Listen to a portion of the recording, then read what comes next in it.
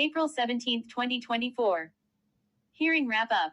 Americans witnessed a breakdown of scientific debate during COVID-19. Washington. The Select Subcommittee on the Coronavirus Pandemic held a hearing titled, Academic Malpractice, Examining the Relationship Between Scientific Journals, the Government, and Peer Review, to explore any potential inappropriate influence exerted by the federal government related to COVID-19 over research publications. The Select Subcommittee is disappointed that the editors-in-chief of Nature and The Lancet declined Chairman Wenstrup's invitation to testify at a public hearing. The editor-in-chief of Science Journals, Dr. Holden Thorpe, however, accepted the chairman's invitation and testified publicly about the scientific review process.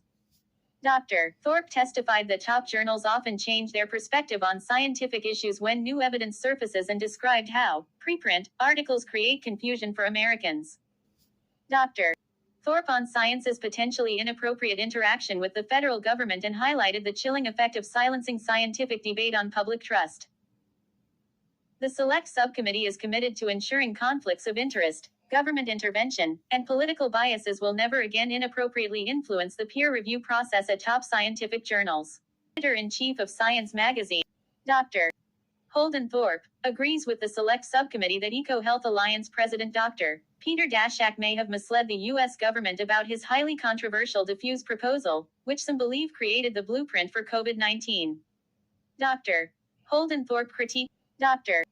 Daszak's handling of the diffuse proposal and agreed with Chairman Wenstrup that new evidence revealed by the Select Subcommittee confirmed Dr. Daszak's culpability. At that time, I concluded that it was a proposal that wasn't funded. And there are many proposals that are not funded in science. And so something that was not funded, I didn't see as significant as some people did. I understand how you could see it was circumstantial evidence to support some of the things that you're looking for. And I was critical of both the way that Dr. Collins and Dr. Daszak handled the revealing of that proposal. I certainly wasn't aware of something that I agree with you is very important that you've only recently uncovered, and that is that Dr. Daszak may have had other plans other than what was in the proposal. On May 1st, Dr. Daszak will appear for a public hearing before the Select Subcommittee. He will be asked to explain inconsistencies between his closed-door transcribed interview, where he claimed diffuse research would be conducted in North Carolina, and a recently released Freedom of Information Act production that suggests EcoHealth planned to conduct the dangerous diffuse research at the Wuhan Institute of Virology in China. Top scientific journals do not always publish accurate information, conduct thorough peer review, or allow contrarian viewpoints. This is important to recognize because journals like Nature, Science, and The Lancet set the tone for what is believed and discussed in the scientific community. Dr. Holden Thorpe admitted that top scientific journals are not always correct and often change their point of view after publishing scientific information. Scientists are opinionated people. We have opinions just like everybody else. But we also know, and we could have done a lot better job at explaining this, that science is a work in progress. And so, when we see new data, we change the way we're thinking, and I obviously did that many times during the pandemic and so did everybody else. In the future, we need to do a much better job telling people that, and we need to do a much better job of helping the public understand that. It is clear that the authors of the now infamous, The Proximal Origin of SARS-CoV-2, Proximal Origin, paper, published by Nature Medicine in 2020, had significant conflicts of interest and that the paper was written to vilify and discredit discussion about the lab leak theory. In July 2023, the Select Subcommittee released an interim staff report detailing substantial evidence of America's leading public health officials suppressing the COVID-19 lab leak hypothesis through the drafting, publication, and critical reception of Proximal Origin. Nature initially rejected Proximal Origin because it didn't sufficiently downplay the lab leak theory. Dr. Fauci, Collins, and the NIH exerted undue influence over the drafting and publication of Proximal Origin. Proximal Origin co-authors skewed available evidence when executing Fauci's vision of a single, zoonotic narrative. The co-authors of Proximal Origin allowed politics to influence the science behind the paper, according to Dr. Christian Anderson. Investigating any COVID-19 cover-up is essential to preserving future scientific integrity. Select Subcommittee on the Coronavirus Pandemic Chairman Brad Wenstrup, R. Ohio, DPM, noted that although the editors-in-chief of Nature, Science, and The Lancet were all invited to participate in the hearing, only the editor-in-chief of Science had the courage to appear before the select subcommittee. Dr. Thorpe, you're here, you showed up. Do you think your colleagues should have as well? I do. I'm disappointed that they're not here. Thank you. And I want to start with the empty chairs in the room. We also invited Dr. Skipper from Nature and Dr. Horton from Lancet, both of which publish a significant amount of federally funded research. Chairman Wenstrup, I want to start with the empty chairs in the room. We also invited Skipper from Nature and Dr. Horton from the Lancet, both of which publish a significant amount of federally funded research. Dr. Thorpe, you're here. You showed up. Do you think your colleagues should have as well? Dr. Thorpe, I do. I'm disappointed that they're not here. Select Subcommittee on the Coronavirus Pandemic Chairman Brad Wenstrup, R. Ohio, DPM, closed the hearing by submitting the Select Subcommittee's comprehensive interim staff report titled, The Proximal Origin of a Cover-Up, for the record after members of the minority falsely accused the majority of failing to uncover evidence of America's leading health officials suppressing the lab leak hypothesis. Chairman Wenstrup, from our investigations here on the Select Subcommittee on the Coronavirus Pandemic, we know what happened during COVID-19 as Dr. Anderson, who was one of the authors of Proximal Origins, said Dr. Fauci prompted this, for us to get together and write this. I didn't make that up. It's not a lie. Those were his words that we have gotten through our investigation. I'm going to submit for the record, this is the interim majority staff report on the proximal origin of a cover-up. It's entitled.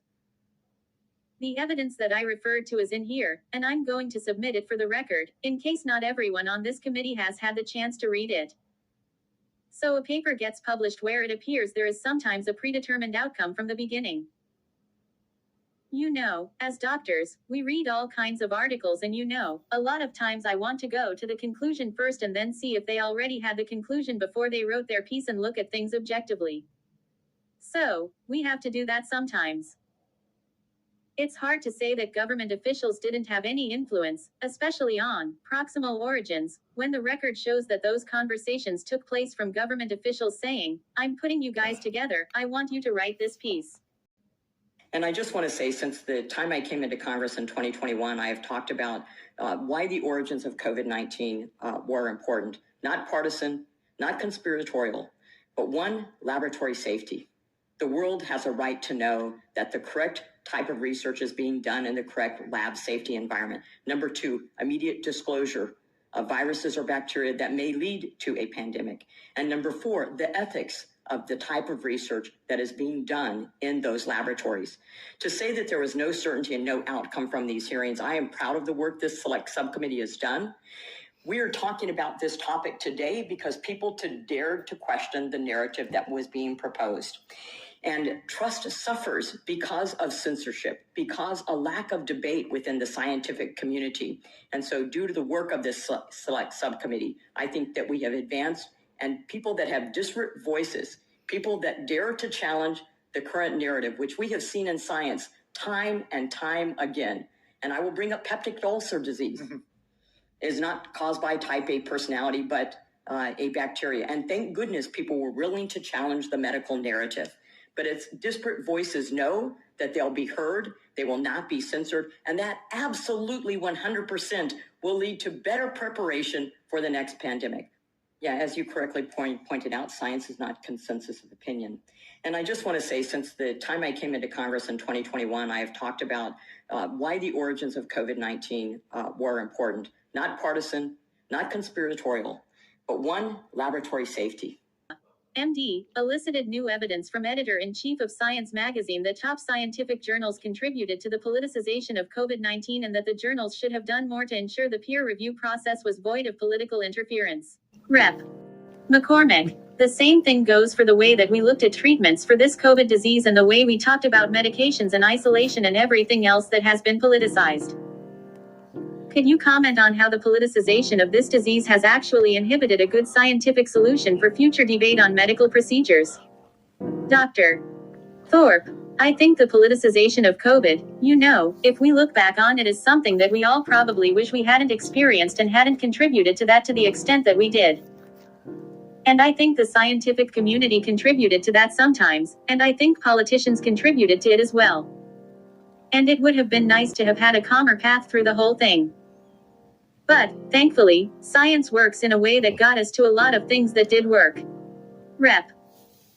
Marionette Miller Meeks, R. Iowa, MD, defended scientists and lawmakers who had the courage to challenge the government's preferred narrative about the origin of COVID-19 and noted that public trust suffers when contrarian views are censored. Rep. Miller Meeks, as you correctly pointed out, science is not consensus of opinion. And I just want to say, since the time I came into Congress in 2021, I have talked about why the origins of COVID-19 were important. Not partisan, not conspiratorial. But 1, laboratory safety. The world has a right to know that the correct type of research is being done in the correct lab safety environment. Number 2, immediate disclosure of viruses or bacteria that may lead to a pandemic. And number 4, the ethics of the type of research that is being done in those laboratories. To say that there was no certainty and no outcome from these hearings, I am proud of the work this select subcommittee has done.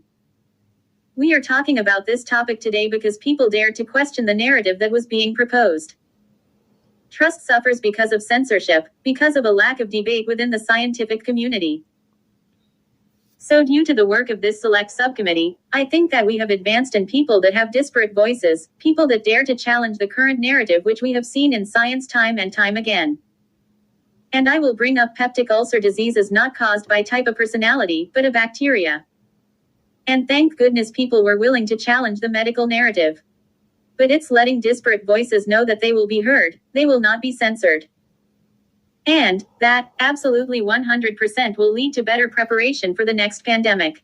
So for more investigations here on the Select Subcommittee on the coronavirus pandemic, we know that what's happened during COVID-19, Dr. Anderson, who was one of the authors of Proximal Origins, said Dr. Fauci prompted this for us to get together and write this. I didn't make that up. It's not a lie. Those were his words that we have gotten through our investigation.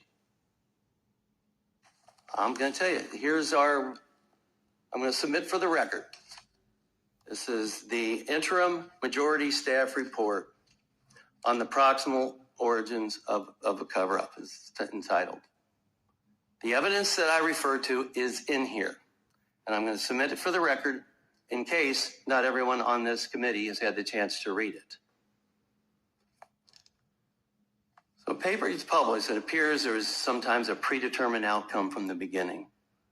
You know, as doctors, we read all kinds of articles, and you know, a lot of times I want to go to the conclusion first and then see if they already had the conclusion before they wrote their piece and look at things objectively. So we have to do that sometimes. So to say that it's hard to say that government officials didn't have any influence, especially on proximal origins, when the record shows that those conversations took place from government officials saying, I'm putting you guys together, I want you to write this piece. So it is my understanding from the select subcommittee hearings is that Dr. Fauci is the one who spearheaded this whole mess about writing this paper, putting it out there, getting all these scientists together, putting it out there, that it didn't come from a lab out there in China. And I do recall the public was very enamored of Dr. Fauci because he was so eloquent in his statements, and people fell in love with him, not knowing that this man was allegedly lying to us about the origin of COVID-19 virus. Occasionally, congressional oversight does something useful, in this case, very useful and very important. They forced Dr. Fauci, Dr. Anthony Fauci, to actually tell the truth about the National Institute of Health's funding of the Wuhan lab projects. Some other things about the pandemic. Fauci went into a closed-door meeting this week and provided 2 days of testimony, so under oath, 14 hours of questioning. Here now, Chairman of the Select Subcommittee on the Coronavirus Pandemic, Dr. and Representative Brad Wenstrup of Ohio. Good to see you, sir. Thank you. Thank you. Most important revelation. Well, there are many revelations. I think you can start with one that, he was very cooperative, if you will, but over 100 times just on the first day, he couldn't recall. You take the Fifth Amendment ever? No, because we really weren't doing a deposition. Now, he is vulnerable to perjury because he's speaking to Congress. But this is a transcribed interview, so it's a little bit different. So they're not sworn in, but he is warned that you could perjure yourself. So Big things here. 6 feet of social distancing. Was there science behind that? He said there was not. What he came out and said was this just kind of somehow came out of nowhere, and we just went with it. I mean, this were some of the conversations. Mask mandates. Same with the mask. Well, we just said use whatever mask because we're having trouble getting masks. No, there's no science behind it. Was there a double-blind study? No, that's kind of hard. But so why were we forcing these things? And I'll just tell you, as a doctor, you put on a mask. You just put cloth over your face. If you have COVID, you don't want to be wearing that mask because you're trying to expel what you have. Instead, you wouldn't blow into a handkerchief and put it over your face. So there were just a lot of things like that. But the whole process of us funding laboratory experiments on coronaviruses, risky gain-of-function research in the lab. Did you get to why he did it? Why that was done? The research? Yeah, why they were so trusting of the Chinese? Well, this is the interesting part, right? So people apply for a grant. He explained that there's a board that reviews the grant. He said they decide if it should go there. And then basically he said, all I do is sign the grant and sign it over. So we asked about oversight, what about understanding the security and oversight of a foreign lab? He goes, I wouldn't even know how to do that. And he said, it's interesting because his story's changed. I think that's fair. Oh, yeah. Fair to say significantly. Back in February of 2021, I think actually it was May of 2021, he and I had a fairly contentious interview about some of these issues. We're going to play that for you and see if the testimony has any bearing on it. So now you making extrapolation that we sent in. No, sir. I'm not making any extrapolation. No, sir. I'm not making any extrapolation. I'm simply saying the fact of the matter is that so much of what we were told as Americans about what we knew from the Chinese was based simply on taking their word. Right. Well, I would contend that it was. If you look early on, especially, what did we hear from President Trump? We were hearing what the WHO and China was saying, what President Xi was telling him. Real quick, did we get any closer to the pressure that either Fauci brought or was put on Fauci to say that this was natural and not from man-made sources? Well, he put the pressure by organizing a group. No, because it's interesting, as he organized the group that focused, these are their words, focused on disproving the lab leak theory, they were all saying amongst themselves, which we had discovered, well, this thing looks engineered. We certainly can't rule that out. The day he released proximal origins on the White House lawn and told the country that these scientists said it came from nature and tried to just drop, that very same day, there's a message from one of the authors saying we cannot rule out engineering, not the way this looks. There's so much. Do we know the why? Why he was doing that? We don't know the why, right? And we have suspicitions, though. We'll keep going. Keep going. Let me know when you find them, all right? This is important work. It's very important work. 1.2 million people died. That's a good point. So a lot of people died because this virus apparently was leaked out of the lab. How it got out, I don't know, but it got out allegedly, apparently. My question is, who is going to be held to the fire for all these deaths? As you leave the page, don't forget to hit the like bell and subscribe to the channel if you haven't done so as yet. Thank you for watching.